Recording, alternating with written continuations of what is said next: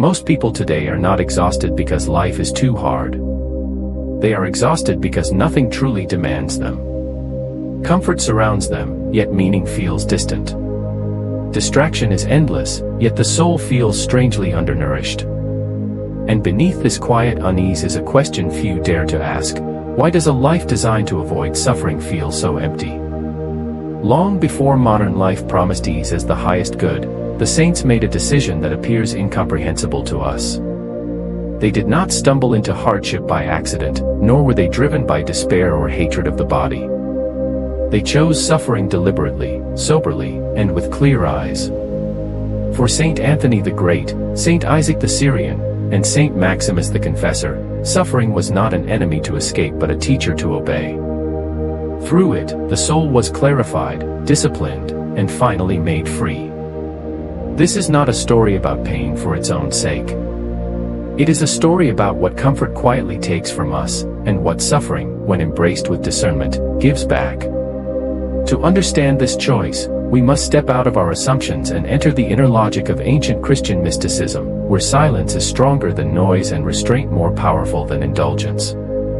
Chapter 1: The Hidden Cost of Comfort. There is a man living in a modern city, successful by every visible measure. His days are efficient, his nights entertained, his discomforts minimal and easily medicated. Yet he wakes each morning with a sense of dull pressure, as if life is happening around him but not through him. He avoids pain instinctively, yet anxiety follows him like a shadow he cannot shake. This man is not weak, nor immoral, nor lazy. He is simply untrained in suffering. His nervous system has learned to flee resistance, his attention fragmented by constant stimulation. The saints would recognize his condition immediately, not as a moral failure but as a spiritual anemia. When nothing resists us, nothing forms us. Saint Anthony the Great fled into the Egyptian desert not because the world was evil, but because it was too loud to reveal the truth. Comfort dulled perception, hardship sharpened it. In the desert, hunger, heat, solitude, and fear stripped away illusion and exposed the movements of the soul. Anthony did not seek suffering as punishment, but as clarity. Chapter 2: Ascesis and the Discipline of Reality.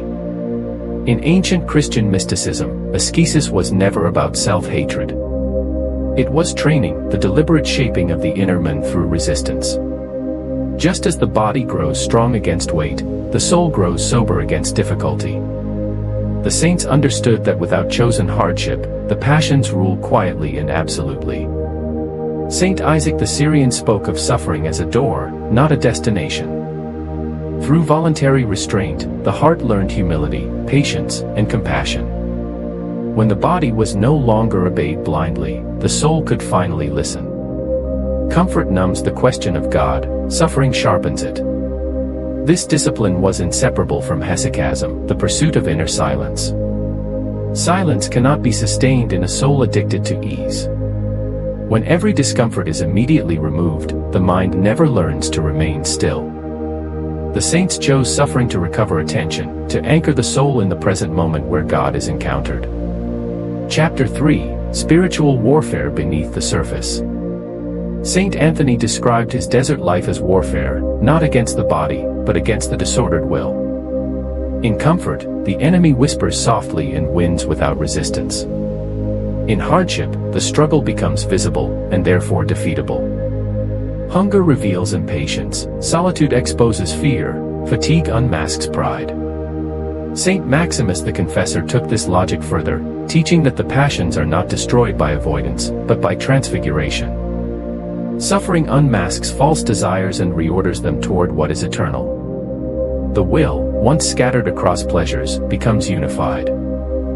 This is why the saints did not romanticize suffering, yet refused to escape it. They saw what we often miss, that comfort is not neutral. It shapes the soul toward immediacy, dependency, and forgetfulness of death. Suffering, endured with watchfulness, awakens memory, of God, of purpose, of eternity. Chapter 4: Metanoia and the Turning of the Mind. Metanoia is not a single dramatic conversion, but a lifelong reorientation.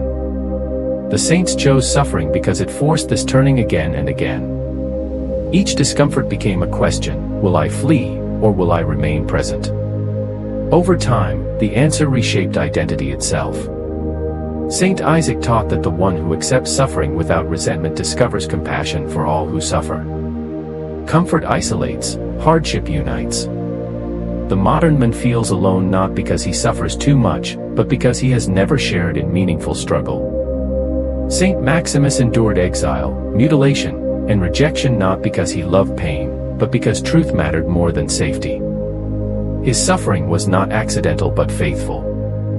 In choosing it, he bore witness to a reality larger than his own survival. Chapter 5: The Quiet Freedom Beyond Comfort. As the saints advanced, suffering lost its bitterness. What once felt heavy became light, not because pain vanished, but because fear did. The soul trained in endurance no longer panicked at difficulty.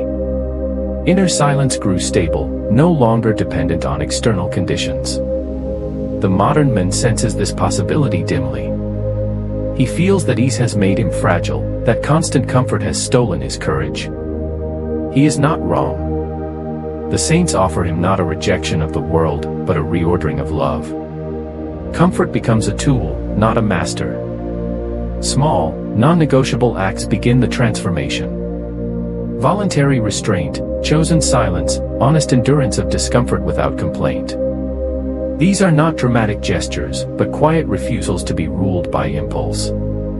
Through them, the soul regains authority over itself. Conclusion: why they chose what we fear. The saints did not choose suffering because they were stronger than us. They became strong because they chose it. In refusing comfort as the highest good, they discovered a freedom no ease can provide. Their lives stand as a question addressed to every generation: what are you avoiding that might be forming you? Suffering, when chosen wisely, does not destroy the soul. It reveals it. In a world addicted to comfort, the saints remain unsettling, not because they were extreme, but because they were honest. They saw clearly what comfort hides and what suffering, endured in silence, makes possible. To learn from them is not to imitate their hardships outwardly, but to recover their seriousness. A seriousness about the soul, about truth, and about the life that does not end with death.